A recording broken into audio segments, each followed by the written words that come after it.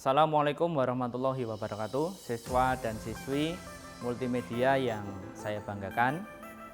Perkenalkan, nama saya Hendy Dewantara. Di sini saya akan menjelaskan tentang kompetensi dasar materi kita. Kompetensi dasarnya yaitu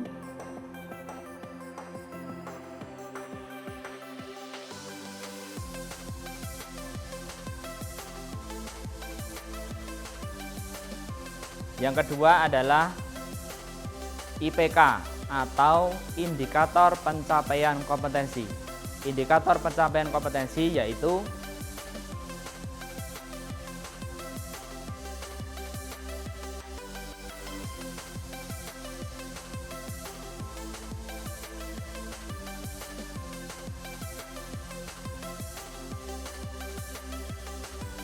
baik anak-anakku, kompetensi kalian multimedia dimanapun berada.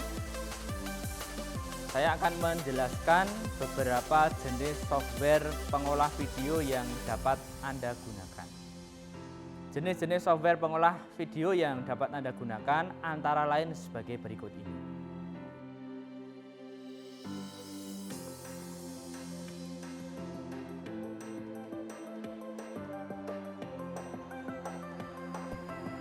Baik, materi kita selanjutnya yaitu perkenalan software Adobe Premiere Pro CC 2017. Software ini merupakan software pengolah video yang cukup populer, terbitan atau produksi dari perusahaan Adobe. Keunggulan produk ini yaitu sebagai berikut ini.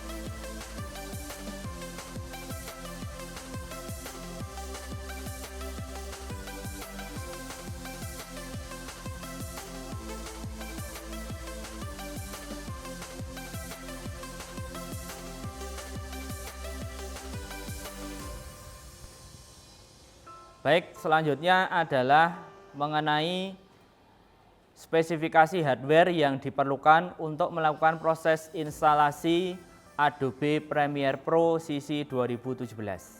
Spesifikasi hardware yang diperlukan adalah sebagai berikut ini.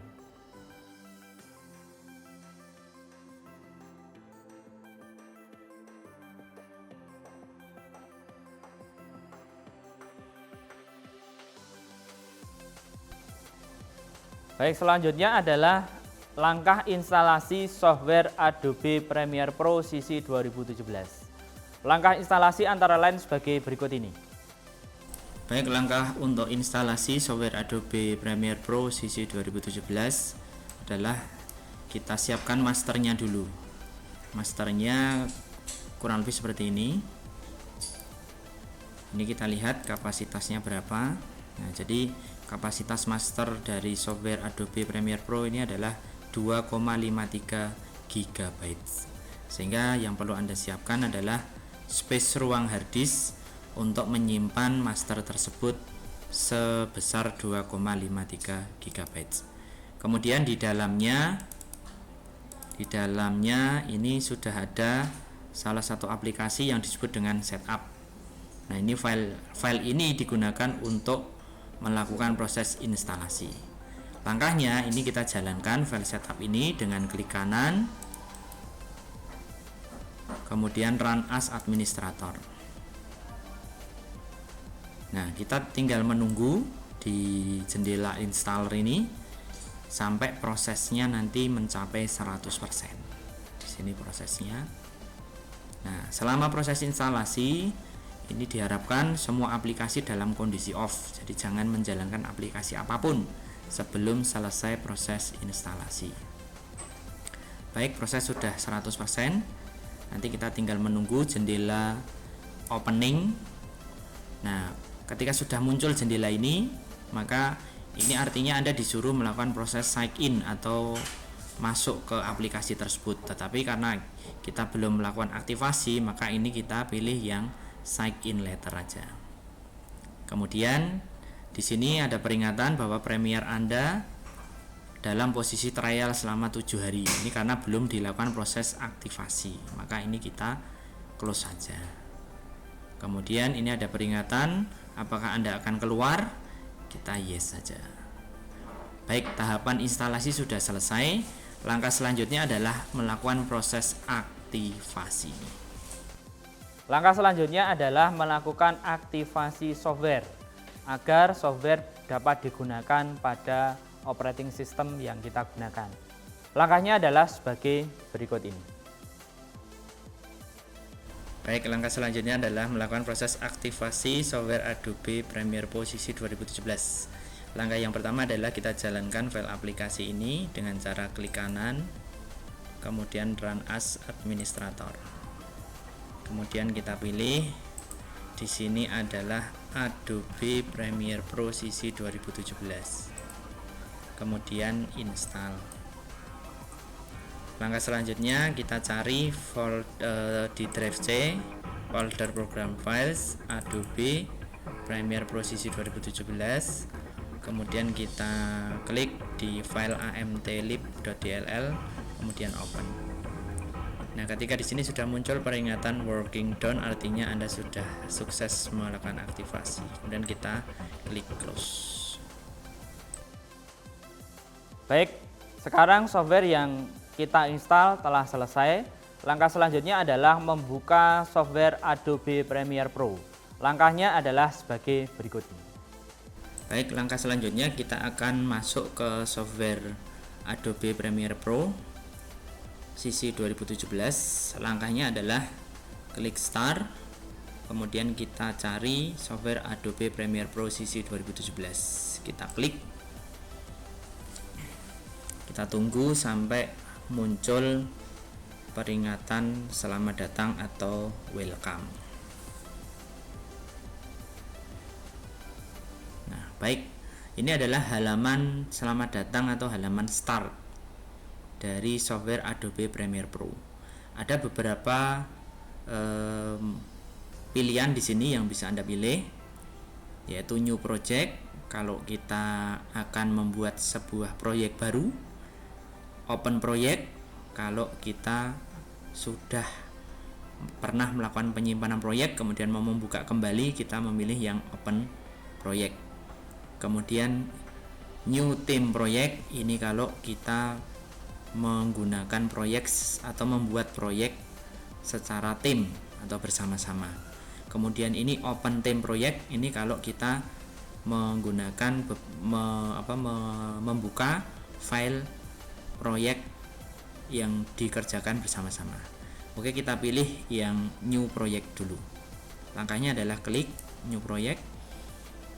Nah, kemudian langkah selanjutnya adalah kita masuk ke jendela proyek baru atau new project. Yang pertama, baris yang pertama ini adalah kita disuruh mengetikkan nama dari proyek kita. Misalnya kita ketikkan proyek latihan 1. Kemudian location di sini adalah lokasi penyimpanan dari proyek kita. Kita bisa memilih lokasi penyimpanan yang kita inginkan. Misalnya kita pilih di D. Kemudian kita buat folder di sini. Misalnya gini, latihan Adobe Premiere Pro. Ya, kemudian masuk di folder tersebut, kemudian select folder. Maka nanti nama file latihan 1 ini akan tersimpan di drive ini. Kemudian untuk video ini kita pilih sesuai defaultnya, yaitu time codec. Audio ini juga sama, capturingnya ini juga sama. Kemudian OK. Nah, maka kita akan keluar di jendela atau di software Adobe Premiere Pro CC 2017, di mana jendelanya seperti ini. Di sebelah sini ini namanya program, kemudian di sebelah kiri ini namanya source, kemudian di sini adalah namanya proyek, kemudian di sini adalah namanya timeline. Langkah pertama yang kita lakukan adalah kita membuat namanya sequence. Kita pilih file new, kemudian file new, kemudian sequence. Nah, pada jendela sequence ini kita disuruh memilih preset atau jenis dari video yang akan kita edit. Jenis videonya itu menggunakan frame size berapa, frame rate berapa. Ini bisa kita lihat nanti di footage video kita. Maka kita pilih, kalau kita menggunakan footage video yang frame rate-nya 60, maka ini kita pilih yang di sini. Sini kita pilih HDV, kemudian kita pilih yang sini. Kemudian nama sequence-nya apa? Kita pilih misalnya di sini sequence latihan 1. Kemudian oke.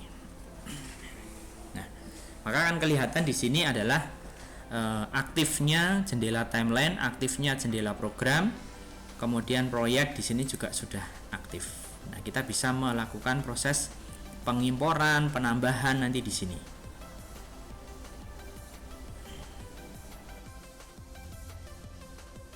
Baik, teman-teman semua, sekarang kita akan melihat footage video yang akan kita lakukan proses editing.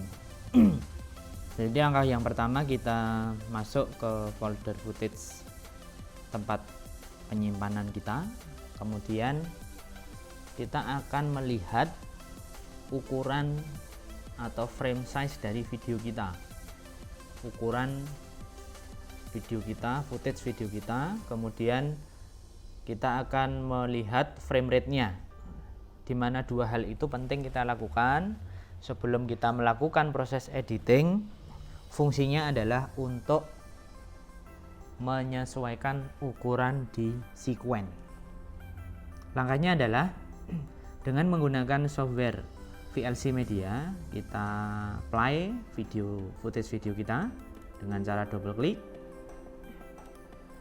Kemudian pada menu tools kita lihat di menu codec information. Nah, di sini sudah kelihatan video resolutionnya berapa, frame rate-nya berapa.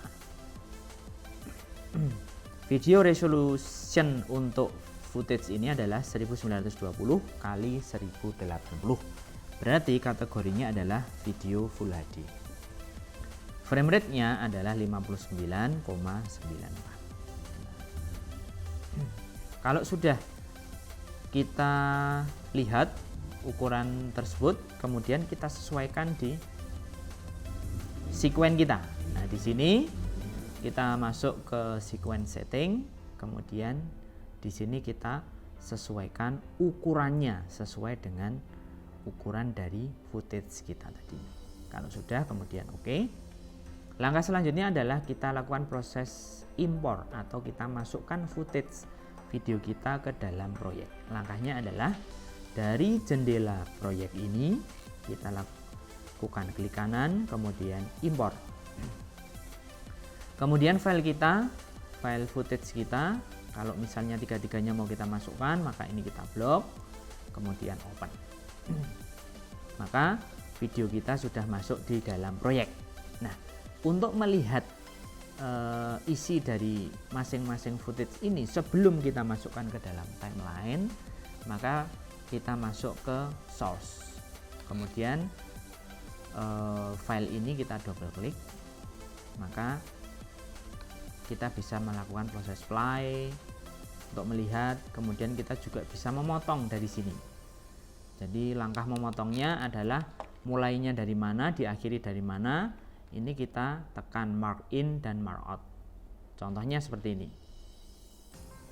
Kita play, mark in, kemudian mark out. Maka nanti yang ada di dalam kurung ini atau di dalam mark in dan diakhiri mark out inilah yang nanti akan masuk ke dalam timeline. Nah, langkah memasukkan ke dalam timeline ini ada 3 jenis. Yang pertama adalah video dan audionya, yang kedua adalah videonya saja, yang ketiga adalah audionya saja. Kita bisa memilih. Kalau misalnya kita hanya ingin memasukkan videonya saja, maka yang kita pilih adalah drag video only.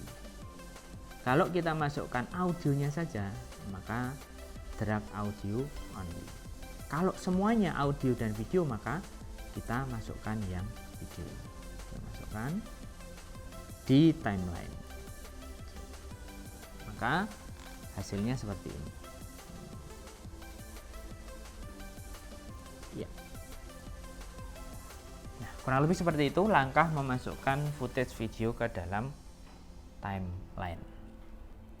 Langkah yang ketiga adalah langkah berikutnya adalah kita masukkan video dari footage yang kedua. Maka langkahnya sama seperti tadi. Kita lihat dulu video kita. Mulainya dari mana? Mark in, kemudian selesai dari mana? Mark out. Kemudian seret video ke timeline. Yang ketiga sama lagi. Mulainya dari mana? Mark in, kemudian diakhiri mark out, kemudian seret ke timeline. Baik, langkah selanjutnya adalah kita akan memasukkan audio. Langkahnya adalah dari proyek ini kita impor, klik kanan impor, kemudian kita cari file video yang kita inginkan, kemudian kita masukkan ke project. Kemudian langkah berikutnya adalah kita masukkan atau kita apply di source, kemudian kita drag audio only ke dalam timeline. Maka audio kita sudah masuk ke dalam timeline. Kita coba play. Ya. Ini artinya audio kita sudah masuk ke dalam timeline. Langkah selanjutnya adalah kita beri transisi tiap video. Antar pergantian video ini kita bisa memberikan sebuah transisi. Langkahnya adalah kita masuk ke menu efek, kemudian kita pilih video transition. Nah, di sini ada beberapa jenis video atau folder transisi, mulai dari 3D motion, dissolve, iris dan sebagainya. Yang sering digunakan adalah dissolve. Dissolve ini kita pilih, misalnya kita mau menggunakan cross dissolve, maka ini tinggal kita drag aja ke di antara dua video tersebut, maka nanti hasilnya adalah seperti ini. Ini juga sama, misalnya ini kita pilih yang ini, kita masukkan di sini, maka hasilnya nanti seperti ini. Itu pemberian efek untuk video kita, transisi. Kemudian kita juga bisa memberi efek. Nah, langkah pemberian efek ini yang paling mudah adalah dengan menambahkan yang disebut dengan adjustment layer. Langkahnya adalah kita klik kanan di si project, kemudian new item, kita pilih adjustment layer, kemudian kita oke. Kemudian adjustment layer ini kita drag ke dalam timeline di atas video kita. Nah, pada adjustment layer ini kita bisa menambahkan dengan berbagai macam efek yang kita inginkan. Jadi misalnya kita mau memberikan efek bermacam-macam video efek kita, nanti kita bisa masukkan di adjustment layer ini.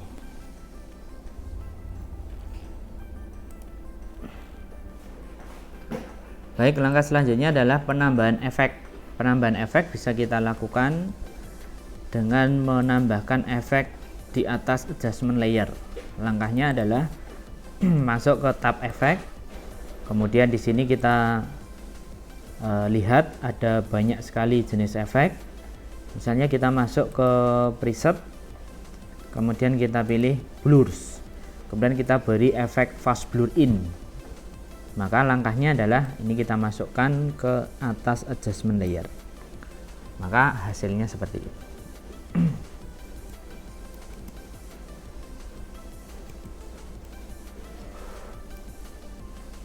Oke, kemudian yang kedua, misalnya kita mau menambahkan efek lagi untuk video yang lain, maka kita tambahkan adjustment layer, kemudian kita drag ke video yang lain, kemudian kita tambahkan efek yang kita inginkan. Misalnya directional blur, kita masukkan di sini.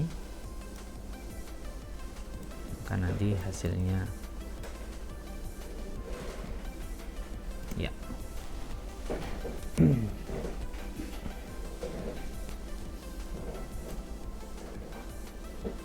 Baik, selanjutnya kita akan belajar mengenai title. Title adalah suatu judul atau tambahan teks di dalam video kita. Contoh, langkah menambah title adalah lewat menu project, kita klik kanan, kemudian new item, kemudian kita pilih title. Kemudian name-nya atau nama title-nya kita beri. Kemudian oke. Nah, di sini kita bisa menambahkan tag yang kita inginkan. Jadi misalnya kita mau menambahkan di sini judul dari video kita. Tinggal kita klik teks, kemudian kita ketikkan teks yang kita inginkan.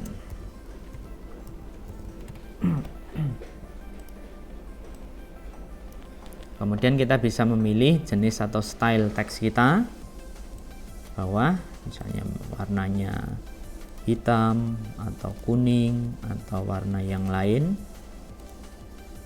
Kita bisa memilih di sini stylenya, atau kita bisa mengganti secara manual di sebelah kanan lewat menu title properties.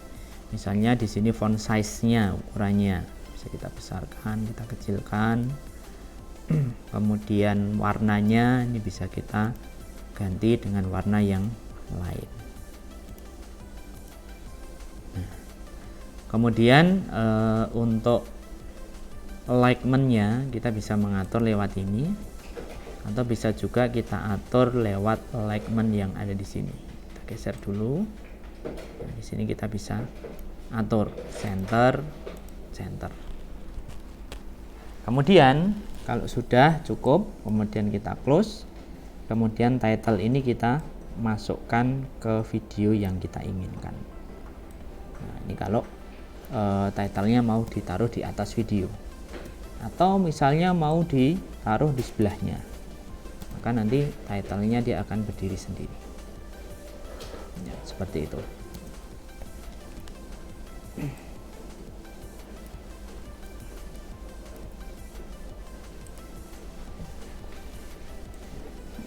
Baik, selanjutnya kita akan belajar untuk menu yang lain di dalam project, yaitu color mate. Color mate ini digunakan untuk memberi background. Jadi misalnya kita mau memberi background video kita, teks kita dengan warna yang lain, maka kita bisa memilih color mate ini.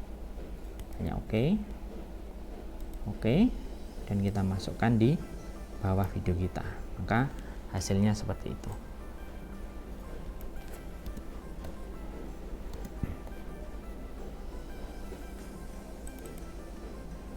Atau kita pilih warna yang lain, kita juga bisa memilih warna yang lain, misalnya warnanya ini.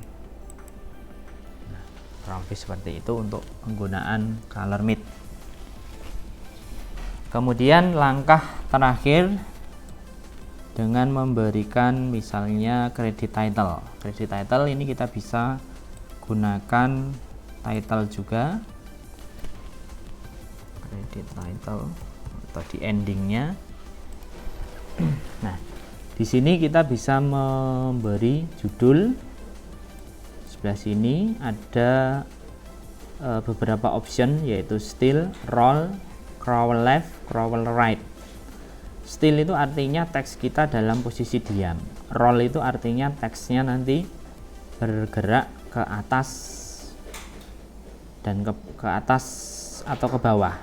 Crawl left artinya teks kita akan berjalan ke arah kiri. Crawl right artinya teks kita akan berjalan ke arah kanan. Kita coba yang roll. Ini kita centang dan oke. Kemudian kita masukkan teksnya.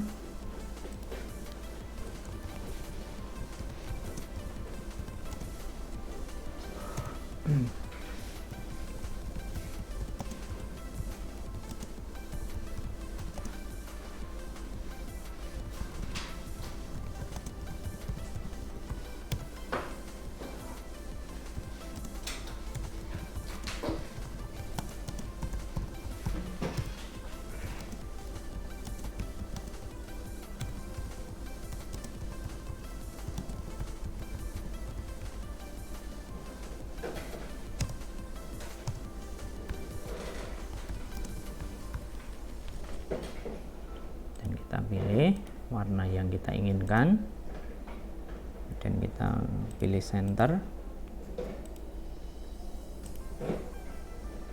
kemudian font size nya ini kita kecilkan dan kita close, kemudian kita masukkan di sebelah sini, maka nanti hasilnya akan seperti ini.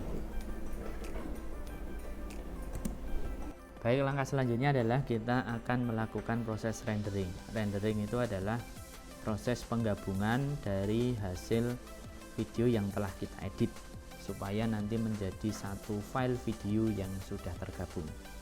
Langkahnya adalah kita potong dulu file audionya karena di sini audionya terlalu banyak durasinya, maka kita potong dengan menggunakan tools yang disebut dengan razor tool. Ini kita klik, kemudian kita tempatkan di posisi timeline yang perlu kita potong. Ini kemudian kita potong, klik, kemudian kita masukkan ke sini, kemudian kita klik di audio yang tidak dipakai, kemudian kita delete. Langkah selanjutnya adalah menempatkan kursor di sebelah akhir dari video kita, kemudian kita pilih file, kemudian export media. Nah, pada export setting di sini ada beberapa hal yang perlu kita setting, yaitu yang pertama adalah formatnya. Format yang kita pilih adalah H.264 supaya hasil video kita filenya kecil, kualitasnya bagus. Kemudian presetnya ini kita pilih yang high bitrate. Kemudian output name ini adalah lokasi dari file hasil rendering kita, nanti mau ditempatkan di mana. Misalnya kita kasih nama filenya adalah latihan 1 dalam format MP4, kemudian kita save. Kemudian kita pilih match source untuk mensinkronkan dari source yang kita gunakan. Kemudian kita setting bitrate-nya, bitrate encoding-nya kita pilih yang CBR. Kemudian target bitrate-nya ini kita isi ke angka 12. Kemudian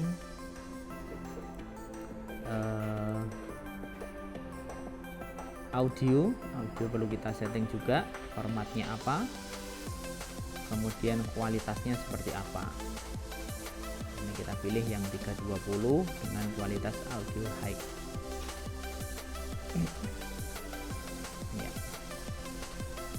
Kalau semua settingan sudah dianggap cukup, langkah selanjutnya adalah kita lakukan proses ekspor.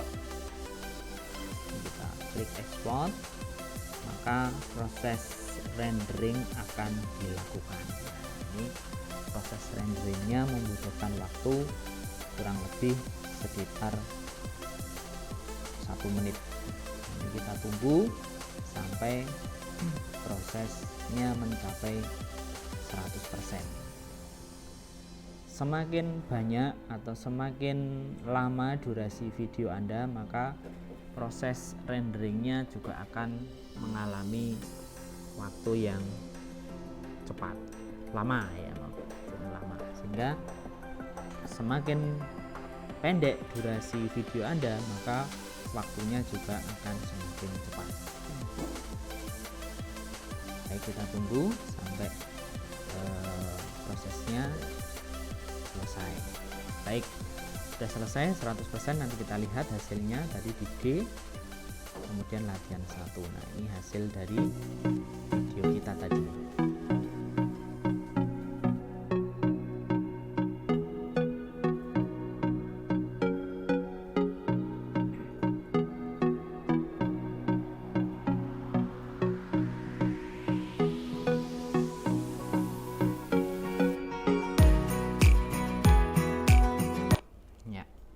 Kurang lebih seperti itu langkah editing video sampai proses rendering yang bisa saya sampaikan pada kesempatan ini. Terima kasih. Assalamualaikum warahmatullahi wabarakatuh. Baik anak-anakku, kompetensi kalian multimedia dimanapun berada, terima kasih atas perhatiannya. Sukses selalu untuk kalian semua. Assalamualaikum warahmatullahi wabarakatuh.